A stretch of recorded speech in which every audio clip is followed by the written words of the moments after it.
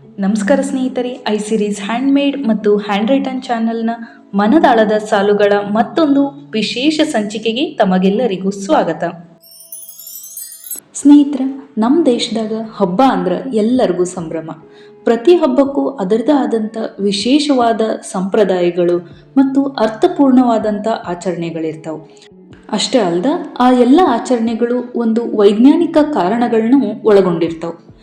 ಅದೇ ರೀತಿ ವರ್ಷದ 12 ಮಾಸಗಳಲ್ಲಿ ಬರೋ ಅಮಾವಾಸ್ಯೆ ಮತ್ತು ಹುಣ್ಣಿಮೆಗಳಲ್ಲಿ ಕೆಲವೊಂದು ವಿಶೇಷ ದಿನಗಳನ್ನು ಹಬ್ಬಗಳಾಗಿ ನಮ್ಮ ಹಿರಿಯರು ಕೆಲವೊಂದು ಆಚರಣೆಗಳನ್ನ ಇಲ್ಲಿವರೆಗೂ ಪಾಲಿಸ್ಕೊಂಡ ಬರತಾರೆ. ಅದೇ ರೀತಿಯಾದ ಒಂದು ವಿಶೇಷ ಆಚರಣೆ ಅಥವಾ ಹಬ್ಬ ಅಂದ್ರೆ ಅದು ಎಳ್ಳಮಾವಾಸ್ಯೆ. ಸ್ನೇಹಿತರ, ಮೊದಲನೇದಾಗಿ ಎಳ್ಳಮಾವಾಸ್ಯೆ ಅಂದ್ರೆ ಏನು, ಅದು ಯಾವ ಸಮಯದಾಗ ಬರ್ತೈತಿ ಅಂತ ತಿಳ್ಕೊಳ್ಳೋಣ. ಹಂಗೆ ಹೋಗ್ತಾ ಹೋಗ್ತಾ ವ್ಲಾಗ್ ಮೂಲಕ ನಿಮ್ಗೆ ಈ ಹಬ್ಬದ ಆಚರಣೆ ಹೆಂಗಿರ್ತೈತಿ ಅಂತಲೂ ತೋರಿಸ್ಕೊಡ್ತೀನಿ. ಮೊದಲನೇದಾಗಿ ಎಳ್ಳಮಾವಾಸ್ಯೆ ದಕ್ಷಿಣಯಾನದ ಮಾರ್ಗಶಿರ ಮಾಸದ ಅಮಾವಾಸ್ಯೆ ದಿನ ಬರುತ್ತೆ. ಇದು ಸಾಮಾನ್ಯವಾಗಿ ಚಳಿಗಾಲದ ಸಮಯದಲ್ಲಿ ಬರುವಂಥ ಅಮಾವಾಸ್ಯೆ.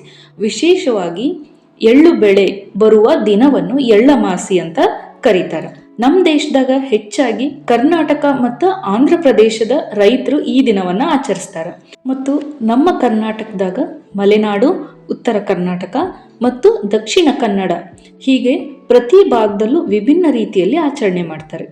ಎಳ್ಳಮಾವಾಸ್ಯೆ ದಿನಾನ ಆಹಾರ ಸಂಸ್ಕೃತಿಯ ಪ್ರತೀಕವಾಗಿದೆ ಅಂತ ಹೇಳ್ತಾರೆ. ಎಳ್ಳಮಾವಾಸ್ಯೆ ಅಥವಾ ಚರಗ ಚೆಲ್ಲೋದು ಅಂತ ನಮ್ಮ ಉತ್ತರ ಕರ್ನಾಟಕ ಭಾಗದಾಗ ಕರೀತಾರೆ. ಇವಾಗ ಬರ್ರಿ ನಾವು ಈ ಹಬ್ಬನ ಹೆಂಗೆ ಆಚರಿಸಿದ್ವಿ ಅಂತ ನೋಡ್ಕೊಂಬರೋಣಂತ. ನಾವಿರೋದು ಸಿಟಿ ಒಳಗೆ. ಅಲ್ಲಿಂದ ನಮ್ಮ ಊರಿಗೆ ಹೋಗಿ ಊರಿಂದ ಆಟೋ ಮಾಡಿಕೊಂಡು ಮನೆಯಿಂದ ಕಟ್ಕೊಂಡು ಬಂದಿರೋ ಬುತ್ತಿ ಎಲ್ಲ ತಗೊಂಡು ನಮ್ಮ ಹೊಲದ ಕಡೆ ಹೊಂಟ್ವಿ. ಈ ದಿನ ನಮ್ಮ ಹಳ್ಳಿ ಕಡೆ ಬಂಡಿಗ ಎತ್ತುಗಳನ್ನ ಕಟ್ಟಿ ಅವಕ್ಕೆಲ್ಲ ಗೆಜ್ಜೆ ಹಾಕಿ ಅಲಂಕಾರ ಮಾಡಿ ಅಷ್ಟು ಚಂದ ಮಂದಿ ಎಲ್ಲ ಸೇರಿ ಹೊಲದ ಕಡೆ ಹೋಗ್ತಾರೆ ನೋಡ್ರಿ. ಆ ಎತ್ತುಗಳ ಕೊಳ್ಳಿಗ ಮತ್ತು ಹಣಿ ಕಟ್ಟಿದ ಗೆಜ್ಜಿ ಸಪ್ಪಳ ನುಡಿಸ್ಕೋತ ಹೊಲದ ಕಡೆ ಬಂಡಿನ ಎಳ್ಕೊಂತ ಹೋಗೋ ರೀತಿ ನೋಡಿದ್ರೆ ನಮ್ಮ ಗ್ರಾಮೀಣ ಸೊಗಡನ್ನ ಪರಿಚಯ ಮಾಡಿಕೊಡ್ತದ್ರಿ. ಈಗ ಬರೀ ಹಬ್ಬದ ಹಿನ್ನೆಲೆ ಏನಂತ ಕೇಳೋಣಂತ. ಹಿಂದೆ ಮಹಾಭಾರತದೊಳಗೆ ಪಾಂಡವರು ಮತ್ತು ಕೌರವರ ನಡುವೆ ನಡೆದ ಕುರುಕ್ಷೇತ್ರ ಯುದ್ಧದೊಳಗೆ ಮಡಿದ ಅವರ ಸಂಬಂಧಿಕರಿಗಾಗಿ ಪಿಂಡ ಪ್ರದಾನ ಮಾಡಿದ ದಿನವನ್ನ ಎಳ್ಳಮಾವಾಸ್ಯೆ ದಿನವಾಗಿ ಆಚರಿಸ್ತಾರೆ ಅಂತ ಹೇಳಲಾಗುತ್ತೆ. ಈಗ ಬರ್ರಿ ನಮ್ಮ ಹೊಲದ ಹತ್ರ ಬಂದ್ವಿ. ಈಗ ನಮ್ಮ ರೈತರ ಆಚರಣೆ ಹೆಂಗಿರ್ತೈತಿ ಅಂತ ವಿವರವಾಗಿ ತಿಳಿಸ್ತಾ ಹೋಗ್ತೀನಿ. ಎಲ್ಲೂ ಸ್ಕಿಪ್ ಮಾಡ್ದ ಕೊನೆವರೆಗೂ ನೋಡ್ರಿ. ಮೊದಲು ಭೂಮಿ ತಾಯಿಗ ಮತ್ತು ಬಂದಿರೋ ಅಂಥ ಬೆಳಿಗ ನಾವು ಪೂಜೆ ಮಾಡಬೇಕಾಗ್ತೈತಿ. ಅದನ್ನು ಹೆಂಗೆ ಮಾಡೋದಂದ್ರೆ, ಹೊಲದೊಳಗಿರೋ ಬನ್ನಿ ಮರ ಅಥವಾ ಬೆಳೆದಿರೋ ಬೆಳೆಗಳ ಮಧ್ಯ ಏನಿರ್ತೈತಿ ಅಲ್ಲಿ ಹೋಗಿ ನಾವು ಪೂಜೆ ಮಾಡಬೇಕು. ಭೂಮಿ ತಾಯಿಗ ಚರಗ ಚೆಲ್ಲೋದ್ರ ಮೂಲಕ ರೈತನ ನಮನಗಳನ್ನ ಸಲ್ಲಿಸೋದು ಈ ಹಬ್ಬದ ವಿಶೇಷವಾಗಿರ್ತೈತಿ.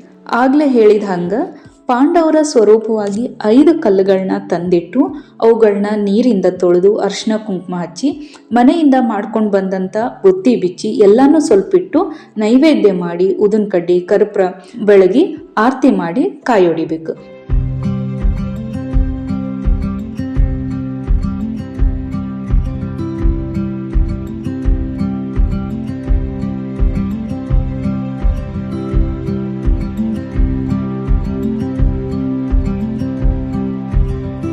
ಪೂಜೆ ಆದ ನಂತರ ನಾವೇನು ನೈವೇದ್ಯಕ್ಕಂತ ತೊಗೊಂಡಿರ್ತೀವಿ ಅದನ್ನು ಮತ್ತು ಸ್ವಲ್ಪ ನೀರು ತಗೊಂಡು ಒಬ್ಬರು ಮುಂದಿಂದ ಅಡುಗೆನೆಲ್ಲ ಹೊಲದ ತುಂಬ ಹಿಂಗೆ ಚಲ್ಕೋತ ಹೋಗ್ಬೇಕು. ಆಮೇಲೆ ಹಿಂದೆ ಒಬ್ಬರು ನೀರು ಉಕ್ಕೋತ ಬರಬೇಕು. ಇದಕ್ಕೆ ಚರಗ ಚೆಲ್ಲೋದು ಅಂತ ಹೇಳ್ತೀವಿ. ಈ ರೀತಿ ಮಾಡೋದ್ರ ಹಿಂದನೂ ಒಂದು ವೈಜ್ಞಾನಿಕ ಕಾರಣ ಐತಿ.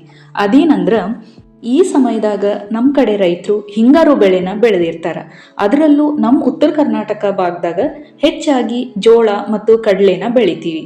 ಹಾಗಾಗಿ ಜೋಳದ ಮಧ್ಯೆ ಕಡಲೆ ಬೆಳೆ ಹಾಕಿದಾಗ ಕಾಯಿ ಕೊರಕ ಹುಳ ಅಥವಾ ಕೀಡಿ ಅಂತ ಏನು ಹೇಳ್ತೀವಿ ಅದು ಬಿದ್ದು ಬೆಳೆ ನಾಶ ಮಾಡೋಕೆ ಕಾರಣ ಆಗ್ತೈತಿ. ಹಾಗಾಗಿ ನಾನಾ ಬಗೆಯ ಖಾದ್ಯಗಳನ್ನ ನಾವೇನು ಮನೆಯಿಂದ ಮಾಡ್ಕೊಂಬರ್ತೀವಿ ಅದನ್ನು ಚರಗ ಚೆಲ್ಲಿದಾಗ ಅದನ್ನು ತಿನ್ನೋಕಂಥ ಪಕ್ಷಿಗಳು ಹೊಲಕ್ಕೆ ಬಂದು ಆ ಕೀಡಿ ಅಥವಾ ಹುಳ ಏನಂತೀವಿ ಅದನ್ನು ನೋಡಿ ತಿಂತಾವ. ಇದರಿಂದ ಕಾಯಿ ಕೊರಕ ಅಥವಾ ಕೀಡಿ ನಿಯಂತ್ರಣ ಆಗುತ್ತೆ ಅಂತ ಹೇಳ್ತಾರೆ.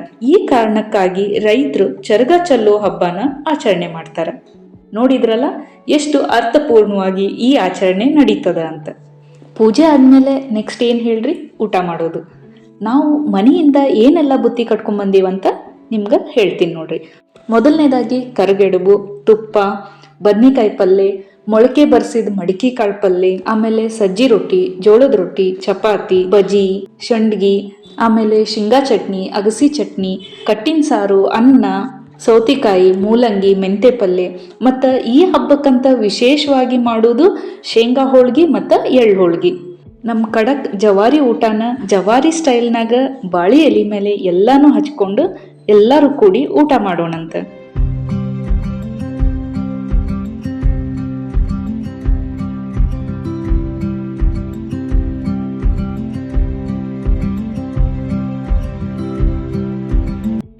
ಸ್ನೇಹಿತರ, ಈ ದಿನನ ನಮ್ಮ ಕರ್ನಾಟಕದ ಬೇರೆ ಭಾಗದಾಗ ಹೆಂಗೆಲ್ಲ ಆಚರಣೆ ಮಾಡ್ತಾರ, ಈ ದಿನದ ಮತ್ತಷ್ಟು ಮಾಹಿತಿಗಳೇನು, ಮಹತ್ವ ಏನಂತ ಈಗ ನಿಮ್ಗೆ ಹೇಳ್ತಾ ಹೋಗ್ತೀನಿ.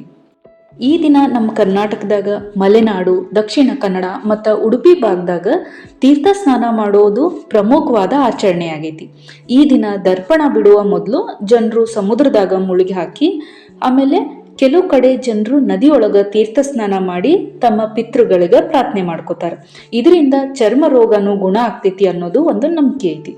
ಅದಷ್ಟೇ ಅಲ್ದ, ಉಡುಪಿ ಜಿಲ್ಲೆಯೊಳಗಿರೋ ವಡಂಬಾಡೇಶ್ವರ ದೇವಾಲಯದಾಗ ಬಲರಾಮ ದೇವರ ದರ್ಶನ ಮಾಡೋದ್ರಿಂದ ಒಳ್ಳೇದಾಗ್ತೈತಿ ಅನ್ನೋ ನಂಬಿಕೆನೂ ಐತಿ.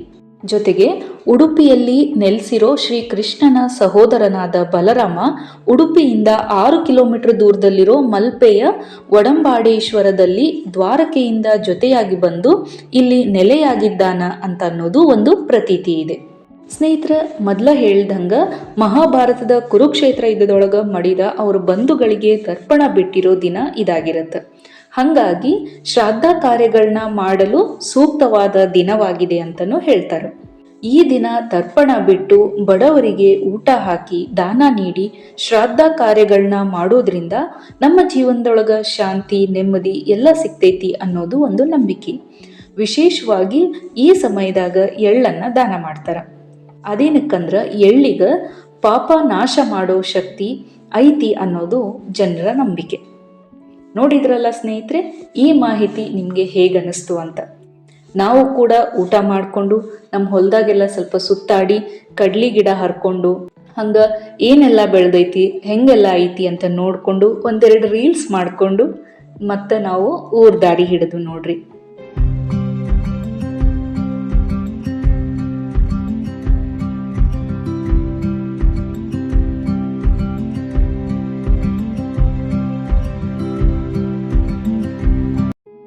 ಈ ಸತಿ ನಮ್ಮ ಹೊಲದಾಗ ಕಡ್ಲಿ, ಜೋಳ, ತೊಗರಿ ಮತ್ತು ಕುಸುಬಿ ಬೆಳೆನ ನಾವು ಬೆಳೆದೇವಿ.